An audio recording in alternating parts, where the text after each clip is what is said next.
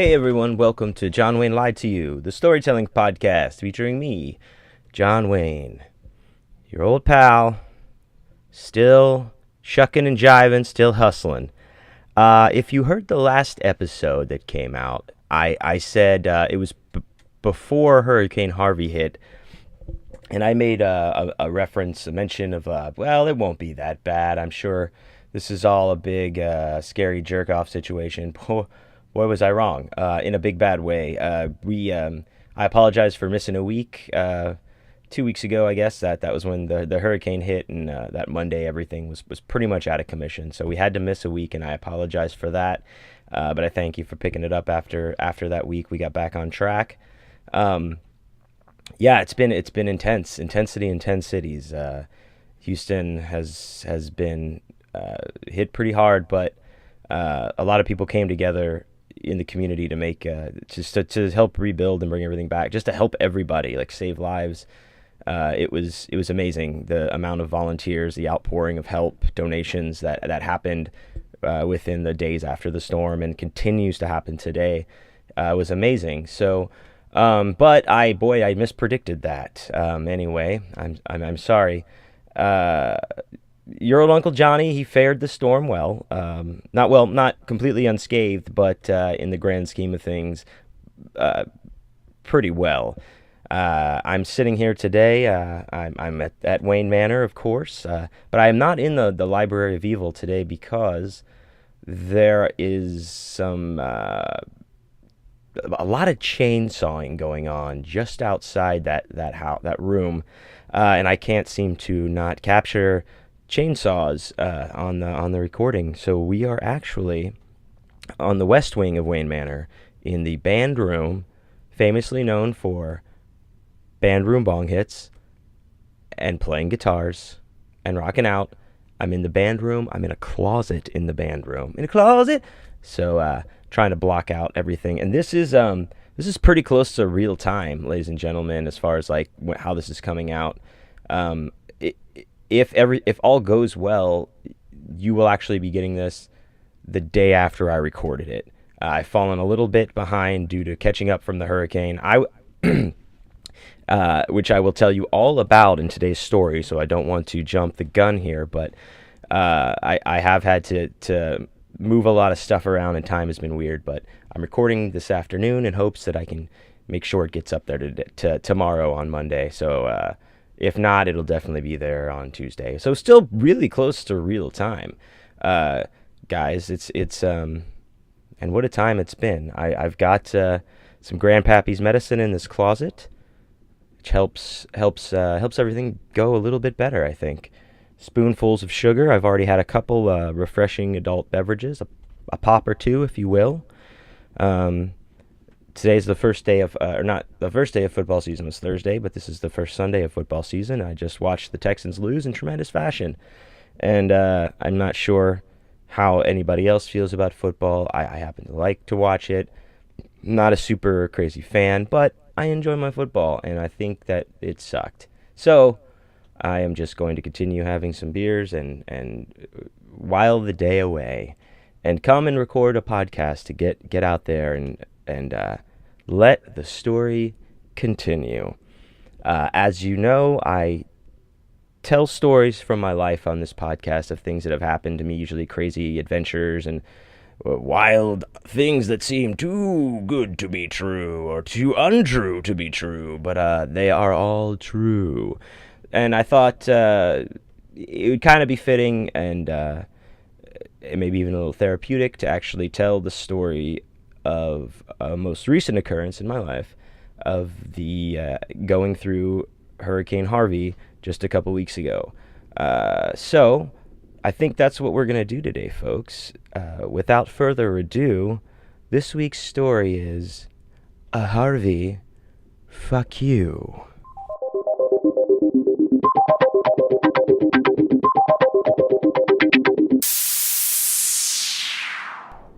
So just about 2 weeks ago, the city of Houston, as well as surrounding cities, was hit by Hurricane Harvey. I live in Houston, Texas. If you didn't know that already, I'm just giving you some context here. I know a lot of people know where I live. A lot of people live here with me. But there was a few days before it hit. It was just kind of that word of there's a storm a coming, and I personally didn't pay too much attention to it. Honestly, I didn't even really realize what was going on. Uh, but in the days approaching, as more and more people around me started talking about like there's a hurricane coming, and I was like, are people like buying water and shit? And like as soon as I could say that, it was like, yeah, you were seeing crazy, posts on Facebook. No more water at the old Kroger, and like, oh, they all cantaloupes have been wiped out. People are stockpiling them so they'll have something to fuck after the storm, or whatever, that kind of stuff. I know. I'm being silly, but it was starting to turn into a frenzy, and I think I mentioned that on the last episode, and I thought it was kind of silly, uh, because we've had some. Here's the thing about storms, as far as I've learned, these hurricanes and tropical storms. I've lived in Houston for 32 years, so I've been through a few of them. Nothing as horribly catastrophic as this, without a doubt, but uh, what happens is you get teased a lot. Like these storms form, they're in the Gulf, they're bouncing, they're scatting and bebopping all over, and nobody really knows where they're gonna hit. But they like to make these models and then show you, and then it's the news, so they're trying to get you to watch it. So they're gonna sensationalize it, and of course they're gonna scare you because that's how they control you or whatever. But that's kind of what happens. And then at the end of the day, it's like, well, we missed that one. Looks like sunny skies are ahead. And you're like, fuck you, Neil Frank. Neil Frank is a Houston weatherman and a legend. If you're listening, Neil Frank, I love you and your haircut. Regardless of that situation, I've been through a few, like I said, so I wasn't necessarily too worried, I guess. I just didn't feel like, really, like there was any cause to. I know that's stupid and ignorant, but I really didn't. I was like, well, I guess my attitude was this: I'm as prepared as I'm ever gonna be. Like, what the fuck else do you want me to do? Like, I put all the shit in the. I have this tremendous, awesome shed, full functioning shed in my backyard.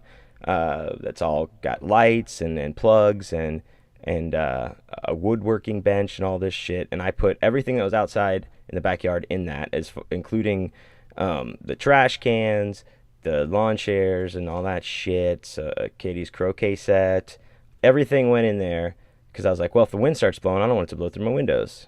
Smart thinking. So I put it in there and lock it. But that was like, as far as that, after that, I was like, I don't know what else to do. I guess I'm ready for the storm. Now, probably about, I would think it was 9 years ago, 2008, Hurricane Ike hit, and that one was a pretty bad one, and it did a lot of damage. But the flooding was nowhere near what this was. But the big thing that happened in Ike was there was a lot of high winds and shit, and we lost power. Like, a lot of the city lost power, and it was a big deal where they had to bring like power crews from other cities and states, which is what they did this time as well. However, it seemed like maybe Houston, the infrastructure people, learned from Ike and had a better plan put in place, because the electricity loss wasn't as widespread as it was during Ike. When I went through Ike, I got no damage to my house or anything, thank goodness, but I did go out without power for 19 days straight, and it was pretty wild. I don't know if I think I may have mentioned that on the last week's podcast. I don't fucking know, guys. This is a conversation we're having. I hope you're having it with me. If I said this before, I did. If not, during Ike, I had no power for 19 days. It was so hot, there was no air flowing. When I wanted to go to sleep at night, I would take a cold shower while drinking a cap full of NyQuil and jerk off real quick in the shower, and then go jump in bed and try to fall asleep naked on top of the sheets before I got too hot to realize it.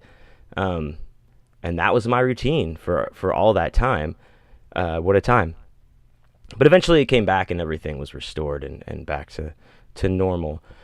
As far as like this storm went, the Friday of that weekend, I left work in pretty early in the morning, 9:30. We were all like preparing and shit, and I definitely stopped at the store on the way home, at the convenience store, and got another 6-pack of beer because I was worried we might run out. So I did that, and went on home and just kind of like hung out. Katie, my fiance, she came home, and Friday night was pretty chill. Nothing really happened. I think it was starting to come into like Corpus Christi and hitting the coast areas right there, Galveston and shit, maybe that night or Saturday morning, but nothing super crazy was happening yet to us, you know. Then we started getting some rain on Saturday, and then Sunday was bad. That's when it hit. I guess it was making landfall and just like ripping up Corpus Christi. Now, one of the things I mentioned earlier, how things change all the time, like it seemed like up to the last possible fucking pussy hair of a second before it made landfall, it was coming into us like Category 5. Oh my God, it's the worst. That's like a finger of God. Rest in peace, Bill Paxton.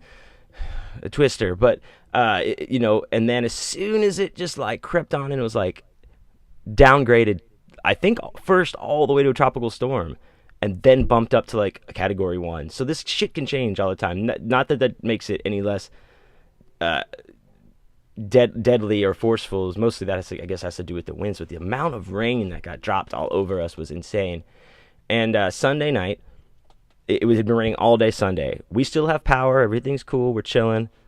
About, you know, it's getting close to the time of Game of Thrones to come on, and I don't watch Game of Thrones particularly. Not that I don't like it. I just don't have the time to invest. I'm sure it's a very fine show. But Katie loves it, and she's watched it, she's read the books, she's into it. That's her thing, which is excellent, as I'm sure it's many of your things as well. But she's watching Game of Thrones. I'm lying in bed reading. Show's over, she comes back and it's like, hey, show's over, but they're doing like the whatever after show. I don't know what the fuck that is. I'm going to watch it and then, you know, wind down. And I was like, all right, cool, I'm in here reading. So maybe like 10 minutes later, she's watching that, we're chilling, and we hear this just loud crash, and in that crash you just hear like wood breaking, things snapping, and the power goes out. And I was like, what the fuck, holy shit. The way it sounded like it actually, ladies and gentlemen, that a tree had fallen onto our house right where the Library of Evil is. It sounded just off to my right from the bedroom, and I was like, oh fuck, a tree just fell on our fucking house. And I opened up the door, and it was fine, there was nothing there. But then I hear Katie call from down the hall, oh my God, John Wayne, look at this. And I walk out, you know, it's all dark, but through the window I can see there's just a huge tree like pressed up against our house, the side of our house, you know, right up against our windows, all the way across, touching the other side of our fence. And then we run to the bathroom to get a better look and open that window, and we can see that our neighbor had a gigantic white oak tree that just fell across right down through my fence. And yes, ladies and gentlemen, on top of that wonderful, wonderful shed that I was talking about just a few minutes ago, and it destroyed it. It looked like a movie set or something, like this huge tree through, and right through the middle, like it's like it hit the sweet spot of this fucking structure, and everything just kind of like blew out, like from the hit point or whatever. But we opened the bathroom window and we can see it better. We have a better angle. It's right there, maybe about 20, 15 feet in front of us. And I was like, oh my God, holy shit. It's pouring fucking rain like crazy. And then we both look at each other, because at the exact same moment we have both seen and smelled smoke. There's smoke coming into the bathroom window that we've opened to look outside. That was like, that moment, I kind of went into like crazy, maybe like just a weird headspace, because I was like, no, this is not fucking happening. I can accept a tree falling, but you cannot fucking tell me my house is burning down too. What the fuck? Like, my mind just kind of went nuts. And Katie and I both like ran outside. It's pouring so fucking hard. I've got my phone. She has a flashlight. I'm holding up my phone in sheets of water raining down on me to run around to the backyard to see if we can see where, like, what's on fire, what's causing this smoke. Katie runs all the way around the back side of the tree where the tree has fallen. I run around where the front side of the tree has fallen. We're yelling at each other back and forth. She doesn't see the smoke anymore. I don't see any on my side. We run back inside. We're fucking soaking wet. I'm up in that window looking out as far as I can because I have bars on my windows for safety purposes. And I was like, as far as I could see, I couldn't see anything burning, but I couldn't smell it anymore. But I was that particular moment really freaked me out. But everything was fine. So we finally were able to get to sleep and see what we were dealing with in the morning. And we woke up and got to see it more and saw that the tree had yanked the power cable that runs from a big power line, thing that's at the back corner of our backyard. Like a line runs from that right to our house, right? And the tree had pulled that out most of the way, where we didn't have power, but there was still one of the 3 connections or something like that. And then there's a live power line, though, down in our backyard. And the way we come to realize this is by a few kind of like oh shit moments, I guess you could say. I took our dog Cerberus back into the backyard to walk, just to like on the leash to walk back there and look at the tree and stuff. And he's hitting certain spots and jumping back, like just on the ground, just like jumping. And we went all the way back to the back of the fence, and our gas meter's back there, and it's metal, and he kind of just barely grazes against it with his side, and he jumped like probably 2 or 3 feet back and yelped. And I was like, "What's wrong, boy?" Oh, it just hit me. I was like, "Oh shit, you're getting shocked. Holy shit, let's get the fuck out of here." So we run out of the fucking yard, get back in, and I was like, "Oh my god, dude." So we called the power company. We're like, "Hey, there's a downed line in our backyard." We followed all the protocol on their line and stuff, because you have to understand, like, shit is nuts at this point. The city is drowning. There's crazy power situations. There's way other situations going on. I do not expect emergency service at any point, but we just wanted to let them know there was a live wire down. The other way that we knew was I went to take a shower, and I got into the bathtub. Well, first of all, I turned the water on outside of the tub, so it could warm up, because I'm not a fucking savage. And it's warming up, shower's pouring, take off my clothes, you're welcome, ladies, and jump in. And I go to grab the hot water knob to turn it, and it shocks the fuck out of me. Like, I like super bad shock. I was like, what the fuck?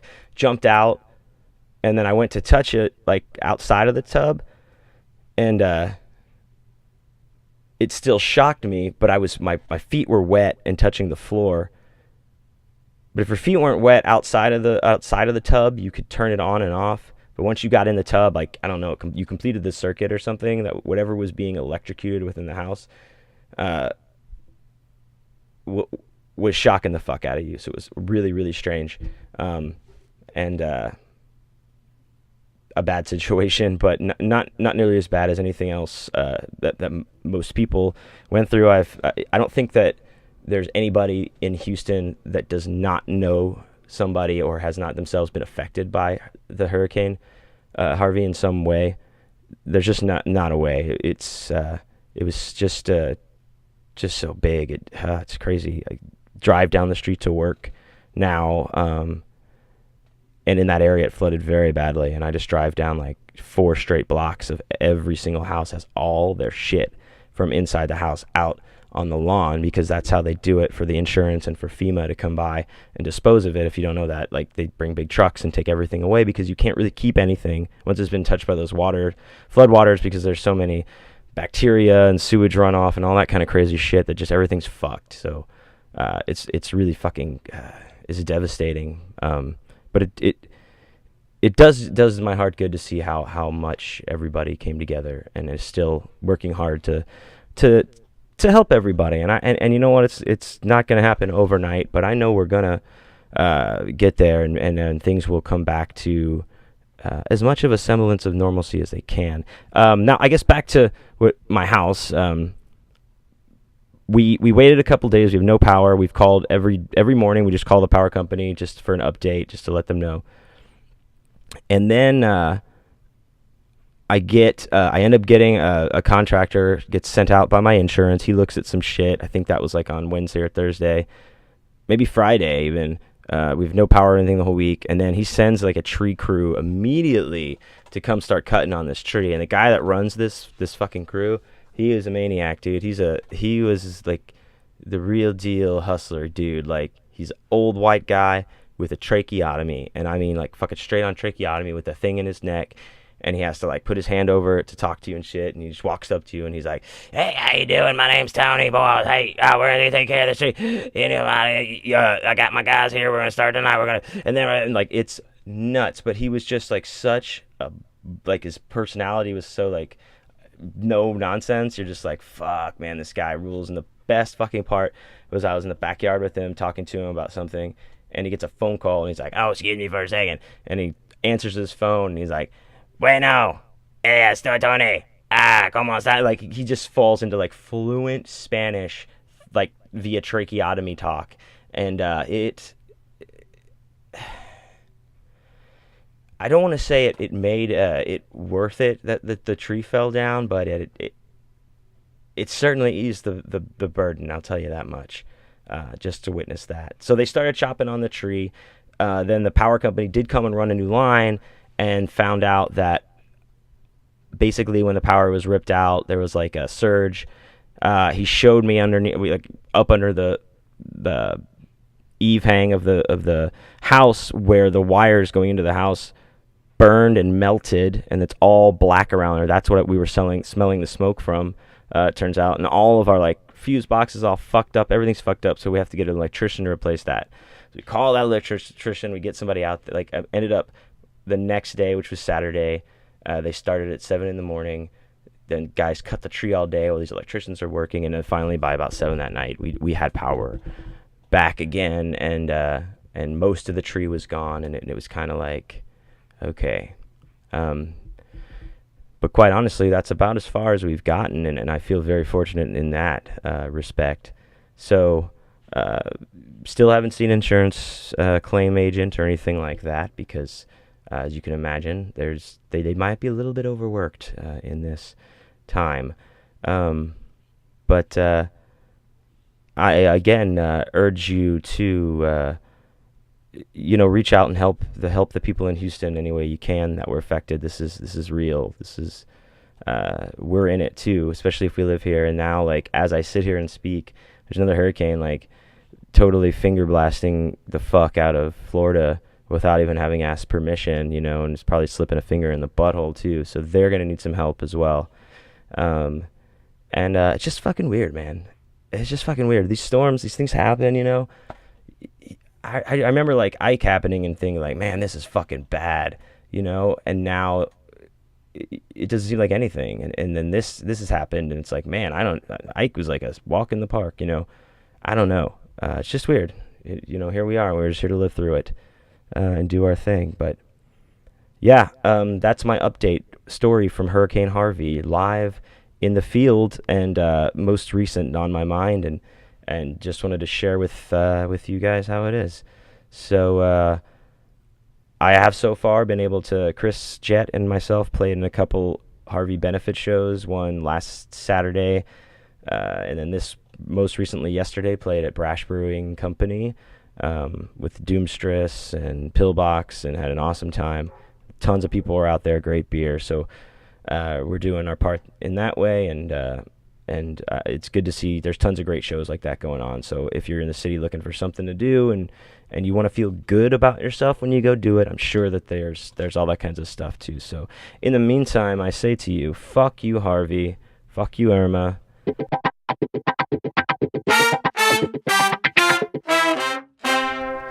All right, there you go, guys. That's my report. Very much timely, very much in the moment, and topical of my experience through Hurricane Harvey.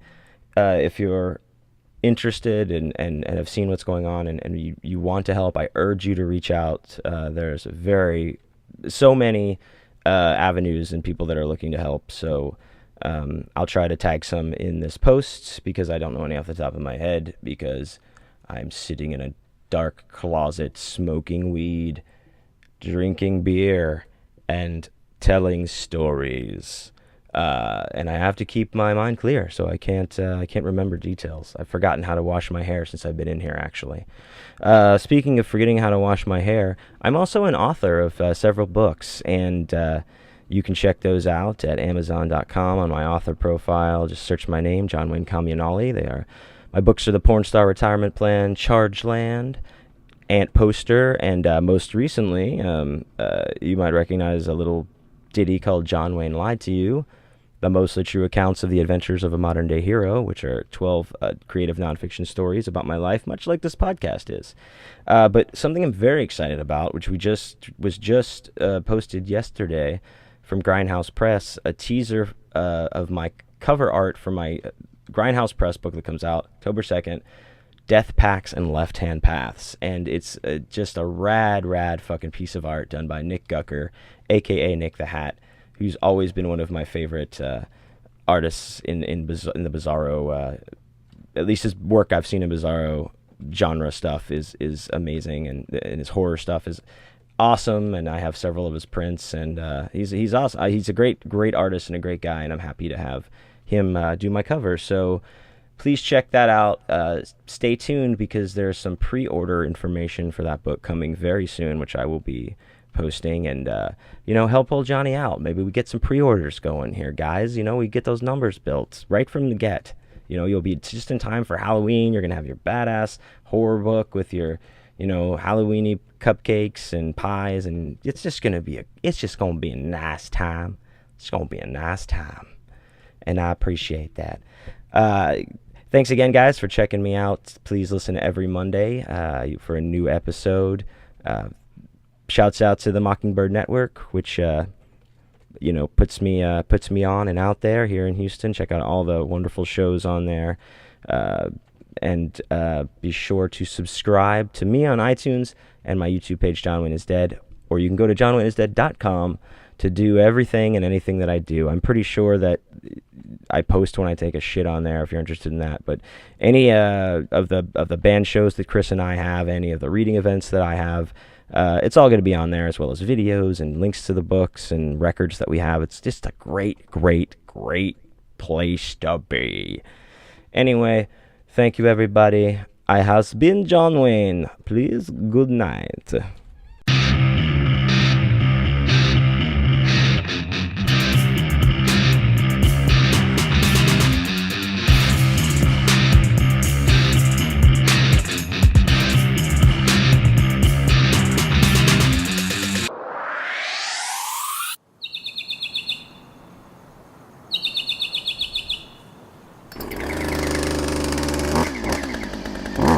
Mockingbird Network.